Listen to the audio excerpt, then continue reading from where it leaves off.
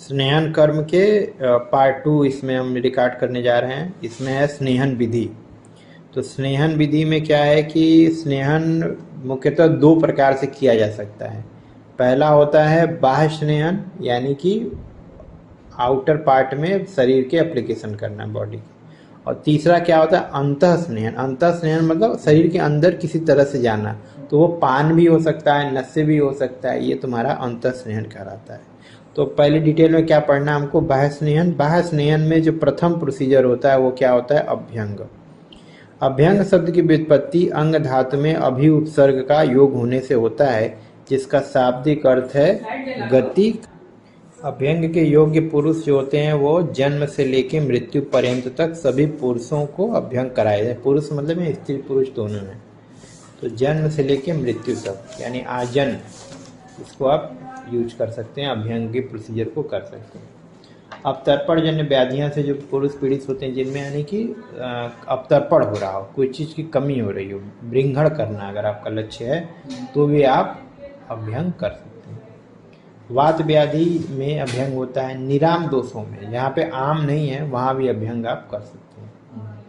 संशोधन कराने से पूर्व दोषों को गतिमान अवस्था में लाने के लिए भी हम अभ्यंग करते हैं। गर्भावस्था के उपरांत माता और शिशु का अभ्यंग, जो आप जानते ही हैं, दोनों का अभ्यंग होता है।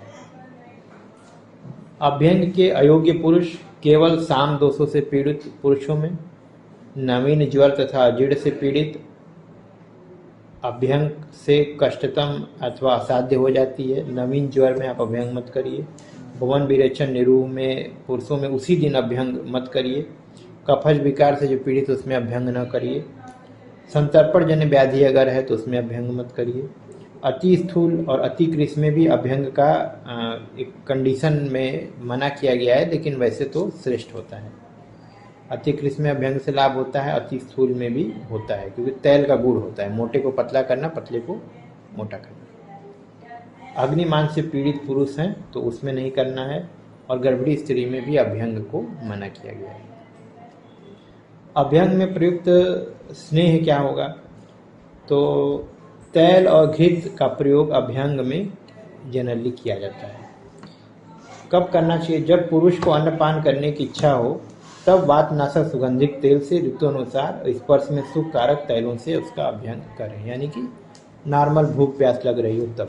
ये नहीं कि जैसे भूख नहीं लगी, यानी अजीर्ण की कंडीशन में है तो उसमें आप अभ्यंग नहीं करेंगे, तो जाहिर से उसी हिसाब से। अभ्यंग हेतु आचार्य चरक ने खर पाक वाला तेल, मृदु मध्यम खर होता है, खर पाक, और सुश्रुत ने मध्यम पाक के तेल का प्रयोग करने को बताया है। इसीलिए हम लोग तेल को जो कहते हैं गर्म करने के लिए, तो बोलते हैं डायरेक्ट हीट पे न करके आप पानी में गर्म करिए, ताकि उसकी संस्कार जो दिया गया है, अगर मध्य पाक दिया गया है तो मध्य पाक, अगर खर पाक किया गया है तो खर पाक में ही बना रहे, वो उसमें बदलाव ना हो उसके गुणों में। इसलिए हम लोग बोलते हैं गर्म पानी में ही ऑयल को आप गर्म करिए। दोषानुसार भी प्रयोग कर सकते हैं, जैसे वातज विकारों में बला तेल, महानारायण तेल, अश्वगंधा तेल, महामास तेल। पित्तज विकारों में जो शीतल थोड़ा सा है वो क्षीरबला तेल, चंदन बला, लाछादी तेल, घृत आदि का प्रयोग कर सकते हैं। कफज में आप क्या करेंगे, सैंधवादि तेल, पिपलियादि तेल, सहचरादि तेल, इनका प्रयोग करें। तो बहुत इंपॉर्टेंट है, ये टॉपिक थोड़ा अच्छे से पढ़ लें। फिर आता है अभ्यंग का काल क्या होगा, तो रोगी व रोग के बल के अनुसार 15 मिनट से लेकर 45 मिनट तक अभ्यंग किया जा सकता है। अभ्यंग पूर्ण हो जाने के पश्चात शरीर का मर्दन करके उष्ण जल से स्नान कराना चाहिए। रोगानुसार 7 दिन, 14 दिन, 21 दिन या 28 दिनों तक अथवा रोग समन होने तक अभ्यंग आप कर सकते हैं। जनरली हम लोग 7, 10 या 15 दिन का लेके चलते हैं जनरल प्रैक्टिस में, तो कम से कम तो 10 दिन तो करना ही चाहिए। अब इन्होंने बोला कि जैसे जैसे समय बीतता है स्नेह कहाँ तक पहुँचेगा वो लिखा हुआ है। तो डल्हर ने अभ्यंग में प्रयुक्त स्नेह का धातुओं में कितनी देर में उपलब्ध होगा, इसके आधार पर अभ्यंग का काल निर्धारित किया है। जैसे 300 मात्रा, आपको मात्रा में याद करना है, सेकंड वाला नहीं। 300 मात्रा मतलब 95 सेकंड, ऐसा नहीं याद करना। 300 मात्रा मतलब त्वचा के रोमांत तक पहुंचेगा। 400 मात्रा में अगर आप करेंगे तो त्वचा स्नेह त्वचा में पहुंच जाएगा। 500 करेंगे तो रक्त में जाएगा, 600 मात्रा करेंगे तो मांस में जाएगा, 700 मात्रा करेंगे तो मेद में जाएगा, 800 मात्रा करेंगे अस्थियों तक पहुंचेगा, अगर 900 मात्रा करेंगे तो वह मज्जा तक पहुंच जाएगा। ऐसा जो है, तो इस प्रकार हम देखते हैं कि लगभग रोमांच से मज्जा तक पहुंचने में लगभग 5 मिनट लग जाता है, यानी 900 मात्रा के लगभग लग जाएगा। 54 285 सेकंड दिया है। इस प्रकार मात्रानुसार अभ्यंग करने से वात पित्त कफ से उत्पन्न होने वाले रोगों का शमन हो जाता है। अब अभ्यंग के गुण और महत्व देखिए। स्पर्शेंद्रिय या त्वचा में वायु प्रधान रूप से रहती है एवं स्पर्शन क्रिया का आश्रय त्वचा है। अभ्यंग को उत्तम त्वचा कहा गया है, यानी त्वचा के लिए सबसे श्रेष्ठ क्या है? अभ्यंग ही है। इसलिए पुरुष को नित्य अभ्यंग का प्रयोग करना चाहिए। ठीक, दूसरा पॉइंट भी याद कर लेना। नित्य अभ्यंग करने वाला पुरुष सुखद स्पर्श वाला, परिपुष्ट अंगों वाला, बलवान, देखने में अच्छा तथा बुढ़ापे के लक्षण उसको देर में आते हैं। ये चीजें होती हैं। अभ्यंग करने से शरीर में मृदुता आती है, कफ एवं वात का प्रकोप शांत होता है। तो विशेषता याद रखना, कफ वात समन में आपका जो है अभ्यंग श्रेष्ठ होता है। बाकी उपमा देख लो, कुछ उपमाएं दी गई हैं उसको देख लो। नित्य अभ्यंग का सेवन करने से शरीर स्निग्ध कांतियुक्त क्लेश होता है, त्वचा कोमल और दृढ़ होती है, संधियों की गति यानी मूवमेंट बहुत आराम से होता है। और इसको तुलना, जैसे ज्वाइंट कैसे काम करेगा, तो स्नेह मर्चित कुंभ, यानी जो स्नेह में जैसे घड़ा रहता है उसको आसानी से आप उठा नहीं सकते, कितनी मूवमेंट हो जाएगा उसमें।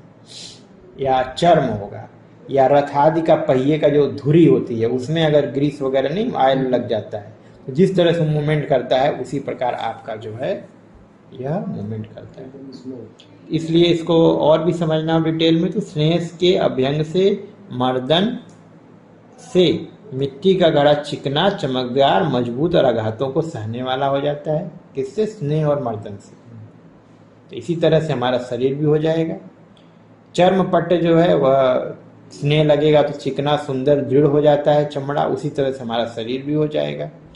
और रथ के अक्ष में जैसे तेल वगैरह डालने से आसानी से मूवमेंट करता है, उसी प्रकार हमारा शरीर भी सरलता से गतिमान हो जाएगा। ये उपमा है, तो ये थोड़ा सा ध्यान रखना, एग्जाम में लिखने के लिए अच्छा लगेगा अगर तुम इसको लिखते हो तो। अब आता है अभ्यंग करने की अवस्थाएं। तो कुल मिला के 7 अवस्थाएं होती हैं, तो ये आपको याद करना पड़ेगा। पहला देखिए, सबसे पहले अभ्यंग स्टार्ट कैसे करना चाहिए? बैठा करके।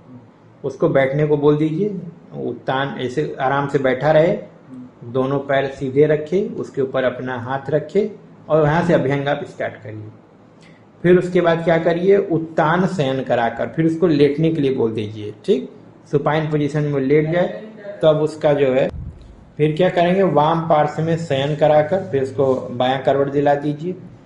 फिर उसको निब्ज अवस्था में पेट के बल लेटने को बोल दीजिए। उसके बाद फिर दक्षिण पार्श्व में बोलिए, फिर से उत्तान अवस्था में उसको करिए सीधा, और फिर से बैठा करके उसका अभ्यंग करिए। तो ये 7 अवस्था में एक साइकिल बनना शुरू हो जाएगा। फिर बैठने से स्टार्ट किया तो फिर से बैठने पे आ गया। तो ये आपको ध्यान देना है। पहले बैठा करके फिर पीठ के बल लिटा दीजिए, फिर बायां करवट दिला दीजिए, फिर पेट के बल लिटा दीजिए, फिर उसको दाएं करवट दिला दीजिए, फिर से उसको उत्तान सुझा दीजिए। ठीक, यानी कि वही पीठ के बल, और फिर से उसको बैठा दीजिए। ये 7 अवस्थाएं होती हैं, एग्जाम में आता है इसको याद। फिर आता है अंत स्नेहन या स्नेहपान क्या होगा? स्नेहपान के योग्य जो कौन कौन से होंगे? जिस पुरुष का स्वेदन और संशोधन करना हो उनका स्नेहपान हम लोग कराते हैं। पंचतीर्थ से, महातीर्थ से, त्रिफला से, फल सर्पी से कराते हैं। रुच्छ शरीर युक्त अगर पुरुष है तो उसमें भी कराएंगे। वातज विकारों से अगर पुरुष पीड़ित है तो उसमें कराना। जो नित्य व्यायाम, मद्यपान, स्थिर सेवन करते हैं उसमें भी अभ्यंग कराना चाहिए। जो चिंतन करने वाले लोग हैं यानी मानसिक कार्य ज्यादा करते हैं उनमें भी अभ्यंग कराना चाहिए। वृद्ध, बालक, निर्मल, कृष, रुच्छ, रक्त की कमी हो, शुक्र की कमी हो, उसमें भी अभ्यंग कराना चाहिए। अभिष्यंत, नेत्र रोग, तिमिर रोग से पीड़ित हो तथा जो अपने नेत्रों कठिनाई से खोलते हो, मतलब उनको आलस्य एक तरीके का रहता हो या नेत्र का कोई रोग हो, तो वहां भी अभ्यंग बताया गया। हाँ, ये सब अंतः स्नेहपान का लक्षण है। तो बाह्य में केवल अभ्यंग पढ़ना है और अंतः में पहले योग्य देख लेते हैं। फिर उसके बाद ये भी याद कर लेना स्टार बना के, जो नित्य मद्यपान का सेवन करने वाले होते हैं वो स्नेहन के योग्य हैं, लेकिन जो मदातुर हैं और दिन भर पीते रहते हैं, अति मद्यपान वाले हैं, वो अयोग्य हैं, उनका नहीं कराना है। स्नेहन के योग्य देख लीजिए, जिन पुरुषों में संशोधन क्रिया के बिना जिनका रुक्षण करना हो। भाई जिनका रुक्षण करना उनको स्नेहन क्यों कराओगे? तो आपका लक्ष्य तो रुक्षण का है। जिन पुरुषों के शरीर में कफ मेद की अति वृद्धि हो, उनमें रुक्षण करने के लिए संशोधन का अतिरिक्त स्नेहन नहीं कराना चाहिए। जिसके मुख और गुदा से अत्यंत स्राव होता है, यानी कफ अधिक मात्रा में, तो वहां पे और आप स्नेहन करेंगे और कफ स्राव बढ़ जाएगा। जो मंदाग्नि से पीड़ित है, अग्नि अन्न द्वेषी है, ठीक है, तृष्णा मूर्छा से जो पीड़ित हों, गर्भिणी, अकाल प्रसवा, स्त्री और स्थूल पुरुष हों, टालु शोषी पिपासा से पीड़ित हों, छर्दी उदर रोग गर्भ दोष से पीड़ित हों, तरु ज्वर हो, मूर्छा हो, मद से पीड़ित हो, जिन्हें बस्ती विरेचन और वमन कराया गया हो, जब पुरुष का नस्य, जिस पुरुष का नस्य और बस्ती कर्म हो रहा हो, उनको भी स्नेहपान अब नहीं कराना, क्योंकि नस्य में भी एक तरह का अपना स्नेहन ही हो रहा है।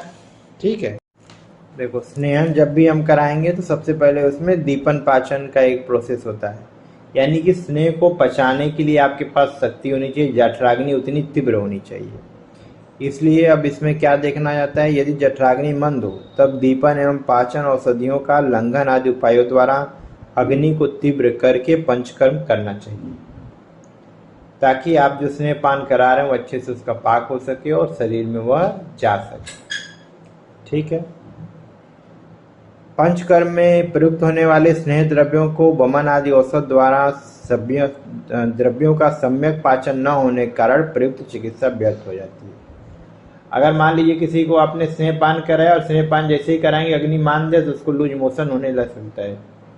ठीक है, विरेचन हो जाएगा और आपका जो स्नेहन होना चाहिए सम्यक रूप से हो ही नहीं पाएगा। इसलिए और एक बात और, अगर आम दोष है तो इनको भी शोधन कराने से पहले आपको निराम में बदलना होगा। तो इसलिए उसको क्या करना चाहिए, हमें सर्वप्रथम अग्नि को तीव्र करके इनका पाचन करना चाहिए। अग्नि के दीप्त होने से प्रयुक्त स्नेह का सम्यक पाचन होता है, जिससे जठराग्नि की वृद्धि, त्वचा में स्निग्धता, पुरीस में शिथिलता, शरीर में मृदुता, अंगों में लघुता तथा वात का अनुलोमन होता है। स्नेहन से आप घटकों की वृद्धि होकर दोष स्नेह में विलीन होकर या घुलकर कोष्ठ में आ जाते हैं। तो एक सामान्य प्रक्रिया है। तो अब ये दीपन पाचन आप करेंगे कैसे? भाई अग्नि का दीपन आप कई विधि कर सकते हैं, औषधियों के द्वारा भी और एक लंघन के द्वारा भी। तो हम देखते हैं कैसे करना है। सबसे पहले देखो, लंघन आदि के द्वारा अग्नि दीपन पाचन। जब दोष बल मध्यम या अल्प हो तब क्षुधा, पिपासा निग्रह, उपवास, व्यायाम, आतप सेवन, मारुत सेवन आदि द्वारा रोगों की शांति हो जाती है। ठीक, लंघन से साम एवं निराम दोषों का पाक हो जाने से अग्नि और वायु की वृद्धि होती है, जिसके फलस्वरूप अल्प दोष वैसे ही नष्ट हो जाते हैं जैसे थोड़ा सा जल वायु एवं धूप में सूख जाता है। यानी दोष अगर कम हैं, दूषित हैं, कम दूषित हैं, तो उसमें आप सिंपल लंघन कराएंगे, उससे अग्नि बढ़ेगी, जिससे दोषों का पाचन हो जाएगा। लंघन, उपवास आदि से कफ का शोषण भी होता है और दोषों का आवरण हट जाता है और स्रोतों का शोधन हो जाता है। एक विधि हो गया लंघन। दूसरी विधि हो गई उष्णोदक पान द्वारा अग्नि दीपन, यानी गर्म पानी पे पेशेंट को बोले गुनगुना पानी आपको पीना है। तो उष्ण जल का क्या गुण होता है? दीपन, पाचन, ज्वर नाशक, स्रोतों का शोधक, बलकारक, भोजन में रुचि उत्पन्न करने वाला है, स्वेद उत्पन्न करने वाला और सभी प्रकार से कल्याण कारक होता है। उष्णोदक पीने से स्नेह एवं अजीर्ण का पाचन तथा कफ का भेदन होता है। ठीक, स्नेह पान के अनुपान हेतु प्राय उष्ण जल का प्रयोग किया जाता है। स्नेह पान के अनुपान हेतु प्राय उष्ण जल का प्रयोग किया जाता है। अधिकांश चिकित्सक दीपन पाचन हेतु उष्ण जल का प्रयोग करते हैं। उष्ण जल वायु का अनुलोमन करता है, उदर में स्थित अग्नि को प्रज्वलित करता है, शीघ्र पच जाता है तथा कफ का शोषण करता है। इसलिए अल्प मात्रा में पिया हुआ उष्ण जल भी तृष्णा को शांत करता है। तो ये कॉन्सेप्ट है, लेकिन आपको ये याद रखना है कि उष्णोदक द्वारा भी अग्नि का दीपन पाचन किया जाता है। तीसरे नंबर पे आता है औषध के द्वारा अग्नि का दीपन। तो औषध के द्वारा अग्नि का दीपन जो सामान्य प्रयोग में तुम लोग देखते हो कि जैसे 3 से 5 दिन हम लोग बोल देते हैं कि आपका अग्नि दीपन करेंगे। तो चित्रकादि वटी, अग्नितुंडी वटी, हिंगवष्टक चूर्ण, शिवाचार पाचन, पंचकोल चूर्ण, वैश्वानर चूर्ण, त्रिकटु चूर्ण, ये सब प्रयोग करते हैं औषध के द्वारा दीपन पाचन। फिर आता है स्नेह के द्वारा दीपन पाचन। तो आतुर में दुर्बल अग्नि को तीव्र करने हेतु तो स्नेह एक उत्तम द्रव्य है, क्योंकि स्नेह द्वारा तीव्र की गई अग्नि को गुरु अन्न भी शांत करने में समर्थ होती है। जैसे बुझती हुई अग्नि पर थोड़ा सा स्नेह आप डालेंगे तो और तेजी से जलने, यानी घी डाल दीजिए आज में, जल्दी से जलने लगता है। इसी तरह से अगर किसी की अग्नि मंद है तो उसको थोड़ी मात्रा में घी आप जो है भोजन में या दाल में या चावल में सब्जी में डाल के खाने को बोलिए, तो उसकी क्षुधा बढ़ती है, अग्नि का दीपन होता है। ये तो सामान्य अनुभव की बात है। संसर्जन क्रम द्वारा अग्नि वृद्धि, तो जिसमें स्नेहपान, भुवन विरेचन, रक्त मोक्षण, निरूप बस्ती के पश्चात पुरुष में जठराग्नि मंद हो जाती है।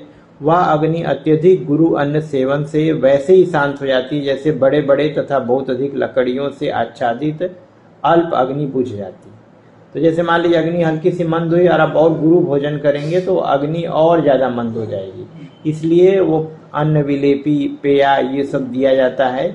तो संसर्जन क्रम में धीरे धीरे बढ़ते हुए क्रम में, तो उससे भी अग्नि का दीपन होता है। तो संसर्जन क्रम द्वारा भी अग्नि वृद्धि की जाती है। और विविध द्रव्यों और क्रियाओं द्वारा, जैसे समाग्नि की सर्व प्रकार से रक्षा करनी चाहिए। विषम अग्नि में स्निग्ध अम्ल लवण रस प्रधान द्रव्यों का एवं विशेष क्रियाओं द्वारा चिकित्सा करनी चाहिए। तीक्ष्ण अग्नि में मधुर स्निग्ध शीत द्रव्य और विरेचन द्वारा चिकित्सा करनी चाहिए। अति अग्नि हो तो भैंस का दूध, दधी, घृत का सेवन करना चाहिए। अग्नि को संरक्षित करने का क्रम। तो दीपन पाचन का महत्व समझ में आ गया? ठीक है। अब आता है हम लोग का स्नेहपान। नहीं, मान लीजिए स्नेहपान कराने से पहले आपको क्या क्या करना चाहिए। ठीक, तो स्नेहपान विधि में 3 प्रकार से आप डिवाइड कर सकते हैं। सबसे पहले पूर्व कर्म, फिर प्रधान कर्म, फिर पश्चात कर्म। इसी के अंतर्गत हम बता रहे हैं। पूर्व कर्म तो स्नेहपान अपने आप में है ही। तो उसमें क्या करोगे? सबसे पहले द्रव्य संभार संग्रह, रोगी रोग परीक्षा, स्नेह मात्रा निर्धारण, स्नेहपान काल का निर्धारण, अग्नि एवं कोष्ठ का विचार, स्नेहन काल में आहार आदि व्यवस्था। प्रधान कर्म में स्नेहपान कराओगे, स्नेह के जीर्ण अजीर्ण लक्षण देखोगे, सम्यक आदि लक्षण देखोगे, व्यापद और प्रतिकार देखोगे, कोई दिक्कत हुई तो उसको देखो। पश्चात कर्म में पथ्य का सेवन, मतलब स्नेहपान करने के बाद कैसे रहना है, परिहार विषय और वमन आदि कर्म को देखा जाता है। अब आता है सबसे पहले पूर्व कर्म में द्रव्य संभार संग्रह, यानी सर्वांग स्नेहन हमको कराना है, स्नेहपान कराना है, तो हमें इसमें क्या करना है? सबसे पहले इसमें स्नेहादि कर्मों से उत्पन्न व्यापन के समन हेतु पहले कुछ औषधियां हमको रख लेनी चाहिए। जैसे अरुचि, अग्निमान, छर्दे, लास, भ्रम, अतिसार, ऐसा हो सकता है स्नेहपान के दौरान। तो उसके समन के लिए शंखवटी, हिंगवादि वटी, चित्रकादि वटी, हिंगवष्टक चूर्ण, शिवाचार पाचन चूर्ण, पंचकोल चूर्ण, कुटज घनवटी, प्रबाल पिष्टि, ये सब हमको पहले से रखना चाहिए। तो संभार संग्रह का मतलब ये होता है औषधियों का संग्रह करना। फिर आता है रोगी रोग परीक्षा। रोगी रोग परीक्षा कर लीजिए, 10वीं कर लीजिए, 8वीं कर लीजिए। ठीक है, ताप क्रम आदि का मापन कर लीजिए, उसका मतलब उसका टेम्परेचर लीजिए, बीपी देख लीजिए और ब्लड प्रेशर देख लीजिए, स्पाइटी रेट देख लीजिए, पल्स रेट देख लीजिए, ये सब की जानकारी अपना कर लीजिए। स्नेह मात्रा का निर्धारण कर लीजिए, पुरुष के दोष, काल, अग्नि, बल, वय, देश, सात्म आदि के अनुसार कितना स्नेह